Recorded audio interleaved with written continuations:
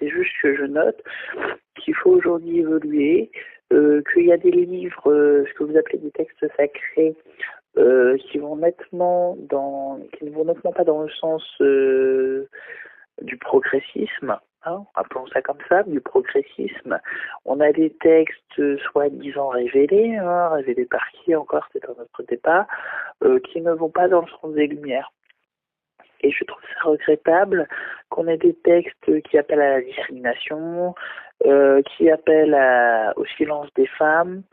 Donc je trouve tout ceci regrettable, encore une fois. C'est-à-dire que j'ai écouté avec beaucoup d'attention ce que vous dites. Alors, on va reprendre les choses dans le contexte, parce qu'effectivement, c'est facile de critiquer la Bible. C'est un petit peu ce que tout le monde fait depuis une bonne centaine d'années. Critiquer la Bible, c'est un petit peu facile. Alors, je vais vous dire, vous parlez du silence des femmes. Hein, c'est ce que vous dites, le silence des femmes. Et pourtant, on parle bien de femmes qui prophétisent, hein, dans notamment Corinthiens, chapitre 12, verset 14. On parle de femmes qui prophétisent. Il y avait des femmes prophétesses. Donc, le silence des femmes, pourquoi? Vous parlez de discrimination envers les homosexuels, mais j'ai envie de vous dire qu'il y a discrimination envers les hétérosexuels qui forniquent également. Il y a des discriminations envers les hommes qui regardent les femmes.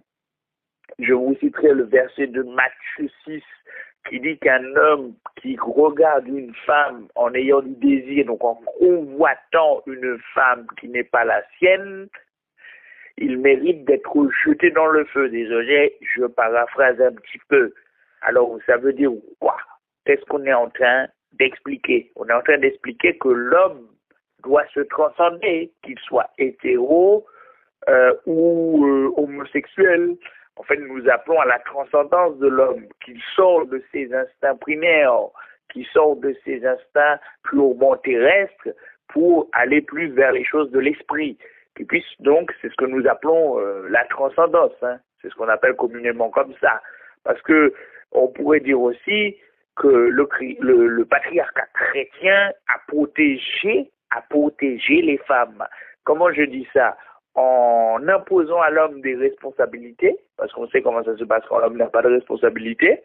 Donc en imposant à l'homme des responsabilités, déjà premièrement, en étant un chef.